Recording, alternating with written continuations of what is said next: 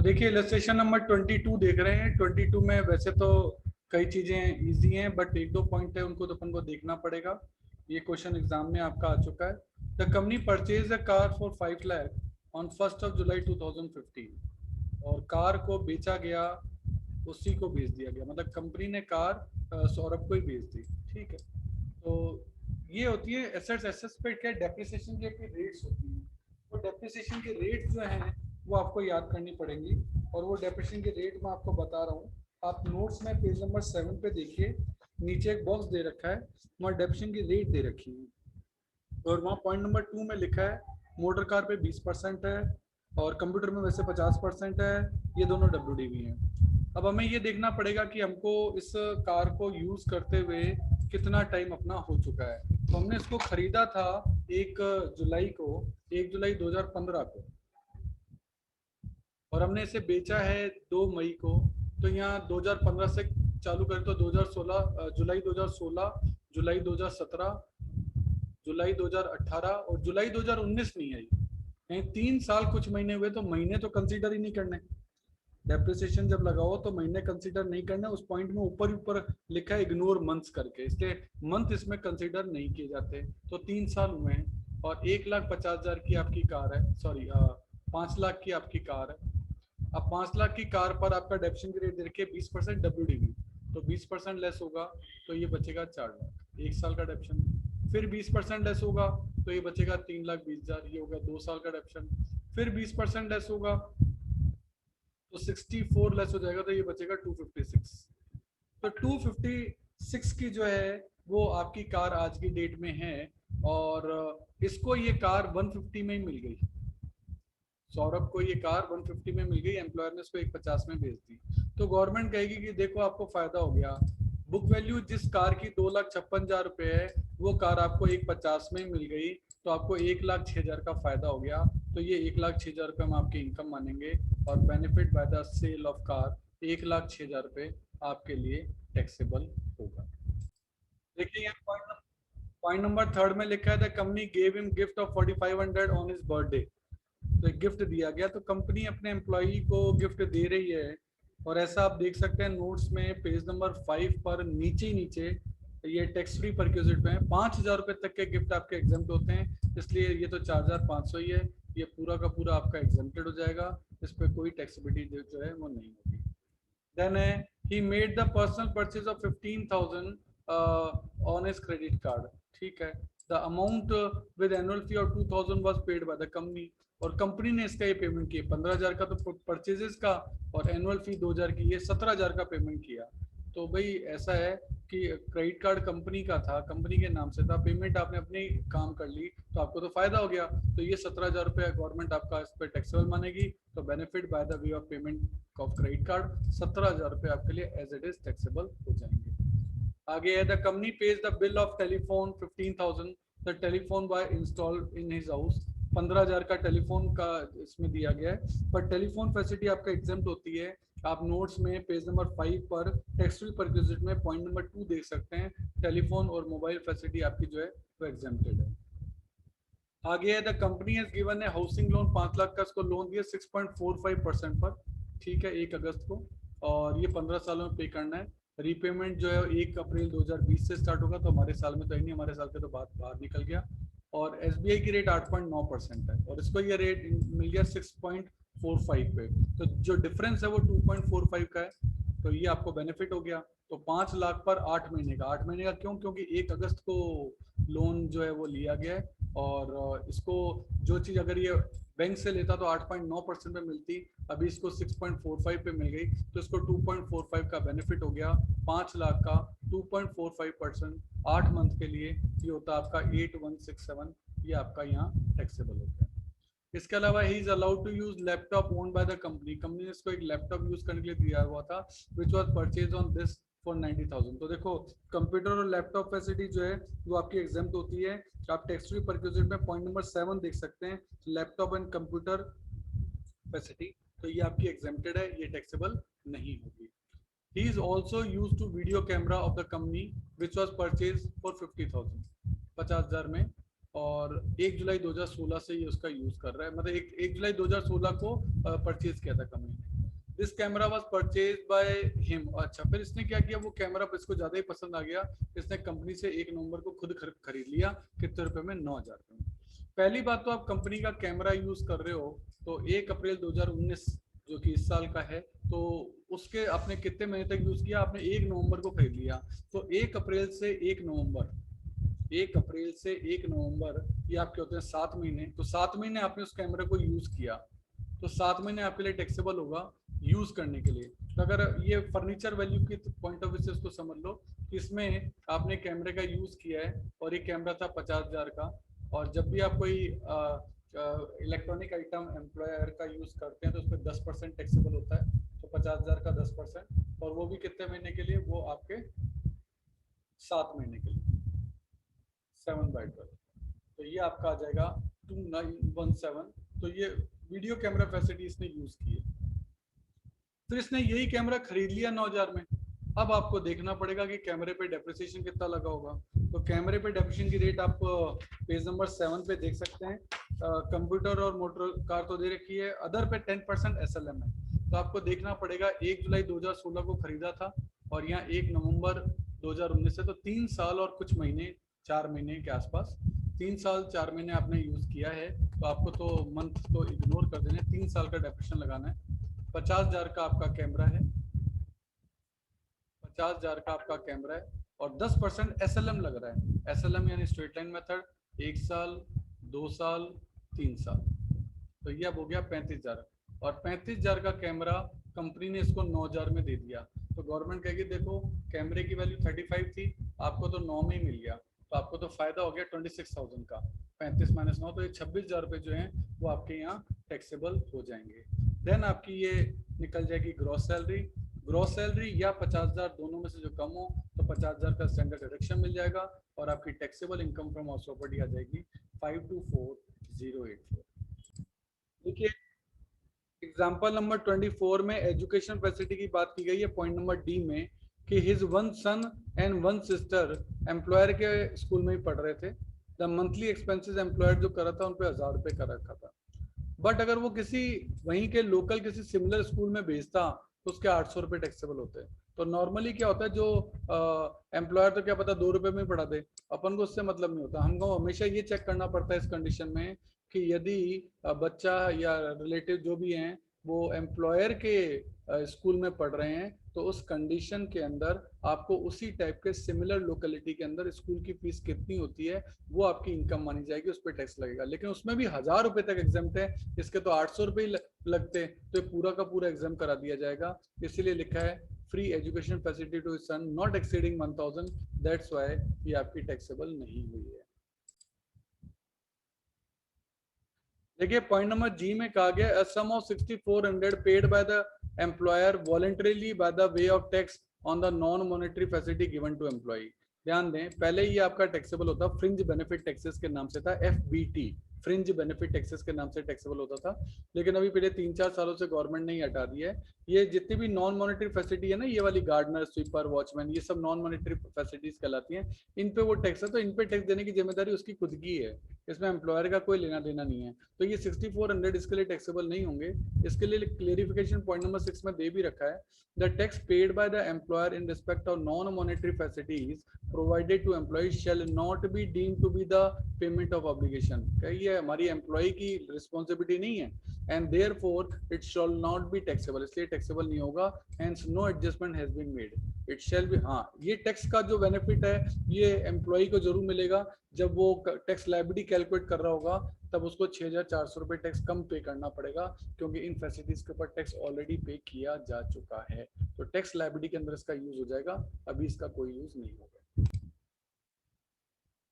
तो देखिए अब अपन जो टॉपिक डिस्कस करने वाले हैं वो होता है प्रोविडेंट फंड। अब प्रोविडेंट फंड कई टाइप का होता है, statutory provident fund, recognised provident fund, unrecognised provident fund. ये नाम तो क्वेश्चन में दे रखा होगा। अब ये क्या है, इसमें क्या प्रोविडेंट फंड की थीम क्या होती है वो मैं आपको बताता हूँ। एक्चुअली ये एम्प्लॉयर है, ये एम्प्लॉई है, और प्रोविडेंट फंड का एक अकाउंट जो है वो मेंटेन किया जाता है, एम्प्लॉयर उसे मेंटेन करता है। एम्प्लॉयर क्या करता है, मान लेते हैं उसको एम्प्लॉय को सैलरी देनी है 10,000, तो वो एम्प्लॉय को कहता है कि एक काम करते हैं, आपकी जो सैलरी, ये आपकी वाली जो सैलरी है ना, इसका 1,000 रुपये मैं आपका आपके प्रोविडेंट फंड में जमा करा देता हूँ। तो इस कंडीशन में मैं अब आपको सैलरी 9,000 ही दूंगा। तो कुल मिला के आपको वैसे तो 10 ही मिली, टोटलिटी में देखें भाई 9,000 आपको यहाँ मिल गई और 1,000 रुपये आपके फंड में जमा हो गई। वो फंड आप ही के नाम का तो है, वो इनडायरेक्टली आप ही का तो फंड है, तो आप ही के फंड में जमा हुई है, कोई दिक्कत ही नहीं है। ये तो हुआ एम्प्लॉयर ने क्या किया, एम्प्लॉय की सैलरी, ये दोनों पार्ट जो एम्प्लॉय के ही हैं, ये जो पार्ट है ये एम्प्लॉय का ही सैलरी में से गया है और ये एम्प्लॉय की सैलरी है, ठीक है। नाउ एम्प्लॉयर अपनी तरफ से भी कुछ पैसा प्रोविडेंट फंड में डालता है, ये एम्प्लॉयर का कंट्रीब्यूशन कहलाता है। मान लेते हैं ये भी इसने 1,000 रुपये यहाँ डाले, ठीक है। तो कुल मिला के प्रोविडेंट फंड में 2,000 रुपये जुड़ गए, 9,000 रुपये उसको यहाँ मिल गए, 2,000 उसको यहाँ मिल गए, टोटल 11,000 रुपये। 11 कैसे, 9 ये एक खुद की सैलरी का पार्ट यहाँ आ गया था और एक एम्प्लॉयर ने अपनी तरफ से भी 1,000 रुपये डाल दिए, तो कुल मिला के 2,000 यहाँ हो गए। तो 9 और 2 11,000 रुपये का उसको कुल मिला के इनकम यहाँ हो गई। अब प्रोविडेंट फंड पे क्या आपका इंटरेस्ट मिलेगा, जो इंटरेस्ट मिलेगा इसमें जो खुद के 1,000 रुपये पे मिलेगा ना, ध्यान देना, जो खुद के 1,000 रुपये पे इंटरेस्ट मिलेगा वो आपका सेविंग पे इंटरेस्ट कहलाएगा और वो इंटरेस्ट जो है टैक्सेबल जो होगा, ध्यान देना बहुत इंपॉर्टेंट बात बता रहा हूँ, वो टैक्सेबल होगा अदर सोर्सेज में, क्योंकि वो सेविंग पे इंटरेस्ट है। और जो एम्प्लॉयर के 1,000 रुपये जो डले ना, उस पर भी इंटरेस्ट इसके अंदर जमा होगा, वो आपका टैक्सेबल होगा, वो सैलरी हेड में टैक्सेबल होगा। तो यहाँ ये बात ध्यान देने की बात है, खुद के कंट्रीब्यूशन 1,000 रुपये पर जो इंटरेस्ट आपको मिलेगा वो सैलरी हेड में टैक्सेबल नहीं होगा, वो अदर सोर्सेज में टैक्सेबल होगा। और एम्प्लॉयर के जो कंट्रीब्यूशन 1,000 रुपये हैं उस पे जो इंटरेस्ट मिलेगा वो इंटरेस्ट टैक्सेबल होगा, क्योंकि वो एम्प्लॉयर से मिला है, वहाँ रिलेशनशिप एम्प्लॉयर एंड एम्प्लॉय का है, तो उसमें वो टैक्सेबल जो होगा वो सैलरी के अंदर टैक्सेबल होगा। ये प्रोविडेंट फंड में जो पैसा है ये हर साल बढ़ता जाता है, बढ़ता जाता है और रिटायरमेंट के वक्त ये सारा प्रोविडेंट फंड का पैसा उसको मिलता है। तो ये सब इसकी पूरी थीम होती है जो कि आपको टेक्निकली आपको ध्यान रखनी चाहिए। देखिए यहाँ आपको एक टेबल जो है पेज नंबर 5 पे नोट्स में बनी हुई है और उस टेबल को अगर आप ध्यान से देखेंगे तो उसमें आपके यहाँ 3 कॉलम है, statutory provident fund, recognised provident fund and unrecognised provident fund. यहाँ है एम्प्लॉय का कंट्रीब्यूशन, यहाँ है एम्प्लॉयर का कंट्रीब्यूशन, यहाँ है आपका इंटरेस्ट और यहाँ आपका रिफंड। ये 4 कॉलम बने हुए हैं। तो अगर आप देखेंगे ये तो हमेशा ही टैक्सेबल है, एम्प्लॉय का पार्ट तो हमेशा ही टैक्सेबल है। अब हमेशा ही टैक्सेबल है लेकिन ये अलग से टैक्सेबल नहीं होता, क्योंकि जब हम यहाँ बेसिक सैलरी टैक्सेबल करेंगे तो यहाँ बेसिक सैलरी मिली तो 9 है पर 1,000 रुपये यहाँ मिल गई ना, तो बेसिक सैलरी टैक्सेबल हमेशा 10,000 होती है।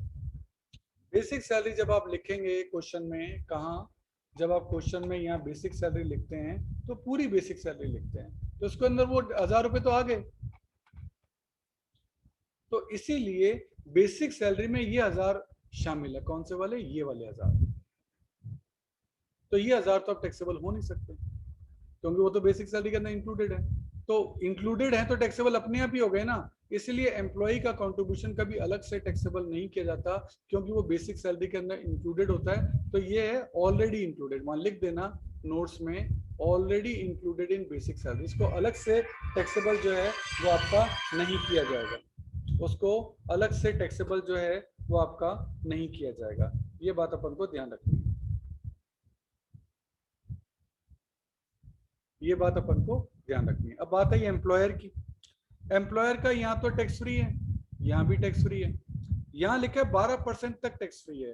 तो मान लो 14% उसको इंटरेस्ट मिला तो 12% तक तो टैक्स फ्री है, तो 2% टैक्सेबल हो जाएगा, तो 12% तक टैक्स फ्री है, ये बात ध्यान रखनी है। इंटरेस्ट की ये एम्प्लॉयर का कंट्रीब्यूशन है, एम्प्लॉयर का कंट्रीब्यूशन है, ध्यान देना। एम्प्लॉयर का कंट्रीब्यूशन सैलरी के 12% तक एग्जेम्प्ट है और सैलरी की डेफिनेशन क्या है, नीचे दे रखी है। सैलरी की डेफिनेशन सेम वही है, टेबल के नीचे दे रखी है जो एचआरए में थी, यानी basic salary D under the term of employment and commission sales. फिर इंटरेस्ट की बात होती है, इंटरेस्ट ये एग्जेम्प्ट है, यहाँ इंटरेस्ट एग्जेम्प्ट है 9.5% तक, 9.5% तक इंटरेस्ट एग्जेम्प्ट है। मान लो उसको 12% इंटरेस्ट मिला, 9.5% एग्जेम्प्ट है, बाकी के ऊपर के 2.5% जो है वो आपके टैक्सेबल हो जाएंगे। अब refund at the time of retirement मिलेगा, तो ये आपका एग्जेम्प्ट है, ये भी आपका एग्जेम्प्ट है अगर आप सर्विस ईयर 5 ईयर कंप्लीट कर चुके हो, और ये आपका टैक्सेबल है। लेकिन ये टैक्सेबल कैसे है, ध्यान देना, इसमें जो एम्प्लॉयर का कंट्रीब्यूशन है, ध्यान देना, जो एम्प्लॉय का कंट्रीब्यूशन तो हर साल टैक्सेबल हो गया था, एम्प्लॉयर का कंट्रीब्यूशन टैक्सेबल नहीं हुआ था, एम्प्लॉयर का कंट्रीब्यूशन टैक्सेबल नहीं हुआ था। तो वो वाला पार्ट अब रिटायरमेंट के वक्त एक साथ टैक्सेबल हो जाएगा, वो रिटायरमेंट के वक्त एक साथ यहाँ के टैक्सेबल होगा। और ऐसे ही उसके कंट्रीब्यूशन पे जो इंटरेस्ट है, उसके कंट्रीब्यूशन पे जो इंटरेस्ट है वो भी यहाँ के टैक्सेबल होगा, यानी वो हर साल टैक्सेबल नहीं होते, वो रिटायरमेंट के वक्त एक साथ टैक्सेबल हो जाते हैं, एम्प्लॉयर का पार्ट और उसका इंटरेस्ट। एम्प्लॉय का पार्ट तो ऊपर टैक्सेबल हो चुका है, तो वो दोबारा टैक्सेबल नहीं हो सकता, पर एम्प्लॉयर का पार्ट हर साल टैक्सेबल नहीं हुआ था, वो रिटायरमेंट के वक्त एक साथ टैक्सेबल होगा। ये बात अपन को ध्यान रखनी है। तो इसके लिए अपन एक इलस्ट्रेशन नंबर 25 ले रहे हैं, ये कोटा यूनिवर्सिटी में 2014 में आ चुका है। तो क्वेश्चन में बाकी सब चीजें तो नॉर्मल है, salary, DA, commission, house rent allowance, और ये 3 कॉलम में सॉल्व किया गया क्योंकि इसको 3 तरीकों से पूछा गया था। मैं आपको यहाँ जो 2-3 चीजें बताऊंगा, एक तो बताऊंगा एम्प्लॉयर कंट्रीब्यूशन, एक इंटरेस्ट ऑन प्रोविडेंट फंड, ये 2 चीजें जो है मैं आपको बताऊंगा।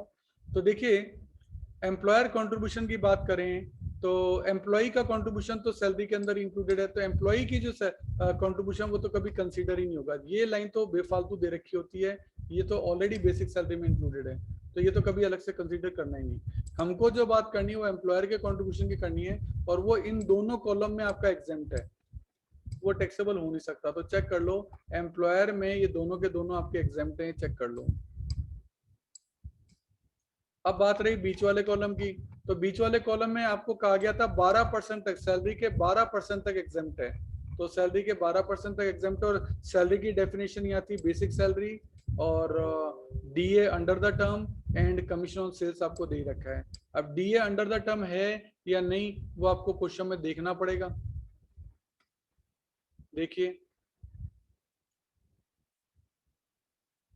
कमीशन तो ये दे रखा, लिखा है ही contribute 14% of his salary and DA to provident fund. देखो, प्रोविडेंट फंड में अगर आप कंट्रीब्यूट कर रहे हो ना, तो इसका मतलब DA under the term of employment है।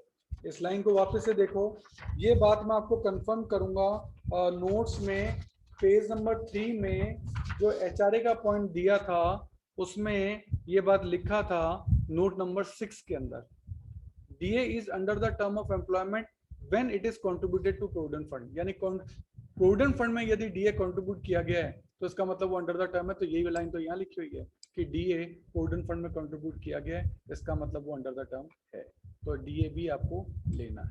ठीक है, अब उसने सैलरी का कंट्रीब्यूट किया 14%, इसने सैलरी का 14% कंट्रीब्यूट किया, तो सैलरी का 14% तो निकाल दो, 5,40,000 की आपकी सैलरी है, और 5,40,000 का आप 14% निकाल दें।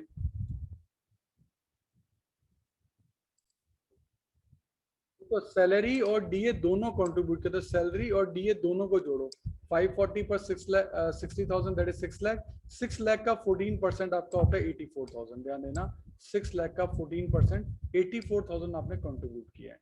लेकिन जब आपको एग्जामिशन मिलेगा तो वो 3 चीजों के पॉइंट से मिलेगा जो टेबल के नीचे लिखे गए हैं, यानी basic salary plus DA plus commission sales, क्योंकि डी अंडर द टर्म है।